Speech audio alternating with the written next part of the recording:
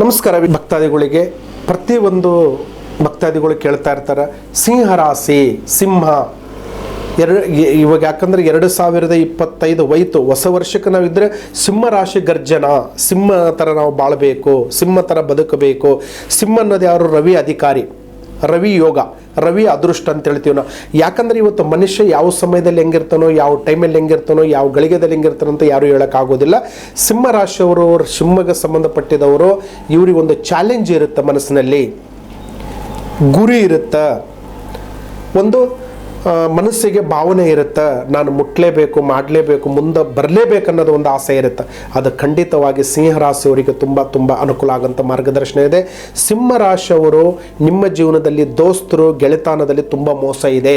ದೋಸ್ತರು, ಫ್ರೆಂಡ್ ಒಳಗಡೆ ನಾನಾ ತೆರವಾಗಿ ಟೆನ್ಷನ್, ನಾನಾ ತೆರವಾಗಿ ಆಲೋಚನೆ, ನಾನಾ ತೆರವಾಗಿ ಬೇಸರದಲ್ಲಿ ಇರ್ತಾರೆ.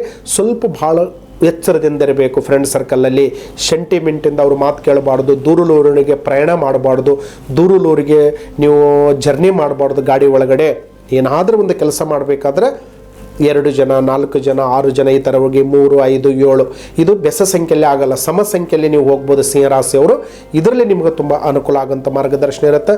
ಸಿಂಹರಾಶಿಯವರು ನೀವು ಮಾಡ್ತಕ್ಕಂಥ ವಿಚಾರ ಏನು ಮಾಡಬೇಕಂದ್ರೆ 2026 ಹೊಸ ವರ್ಷಕ್ಕೆ ಬಂದ ಮೇಲೆ ನಾವು ಮಾರ್ಚ್ ಯುಗಾದಿಗೆ, ಹೊಸ ವರ್ಷದಲ್ಲಿ ಯುಗಾದಿ ಅಂತ ಬರುತ್ತೆ, ಆ ಟೈಮಲ್ಲಿ ಆ ಸಮಯದಲ್ಲಿ ಒಂದು ಗುರು ದೇವಸ್ಥಾನಿಗೆ ನಿಮ್ಮ ಕೈಯಿಂದ ದಾನವನ್ನು ಕೊಡಿ. ಗುರು ದೇವಸ್ಥಾನಿಗೆ ದಾನ ಅಂದರೆ ನವಧಾನ್ಯ ಬರ್ತದೆ, 9 ಕಲರ್ದಲ್ಲಿ ಬಟ್ಟೆ ಬರುತ್ತೆ, ಇಲ್ಲ ಬ್ರಾಹ್ಮಣರಿಗೆ ಬಟ್ಟೆ ಬರುತ್ತೆ, ಇಲ್ಲ 9 ಕಾಯಿನ ಆಯಿತು, ಬೆಲ್ಲ ಆಯಿತು, ಅಕ್ಕಿ ಆಯಿತು, ಏನಾದರೂ ನಿಮ್ಮ ಕೈಲಿದಲ್ಲ. ಹೊಸ ವರ್ಷ 2026 ಮಾರ್ಚ್ ಯುಗಾದಿಗಳು ಹೊಸ ವರ್ಷ ಅಂತ ಬರುತ್ತಲ್ಲ, ಆ ಟೈಮಲ್ಲಿ ಸಿಂಹರಾಶಿಯವರು ದಾನ ಮಾಡಿದರೆ ಸಿಂಹರಾಶಿಯವರಿಗೆ ತುಂಬ ಅನುಕೂಲ ಆಗುತ್ತೆ. ಲಕ್ಷ್ಮಿ ಕೈ ಸೇರುತ್ತೆ, ಧನಪ್ರಾಪ್ತಿಯಲ್ಲಿ ಒಳ್ಳೆಯದಾಗುತ್ತೆ.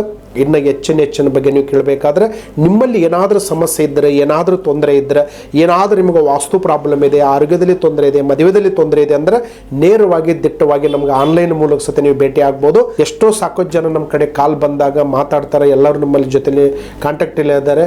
ಲಕ್ಷಾಂತರ ಜನಗಳು ನಾವು ಭೇಟಿ ಆಗ್ತಾ ಇದ್ದಾರೆ. ಅವರಿಗೆ ಒಳ್ಳೇದಾಗಲಿ.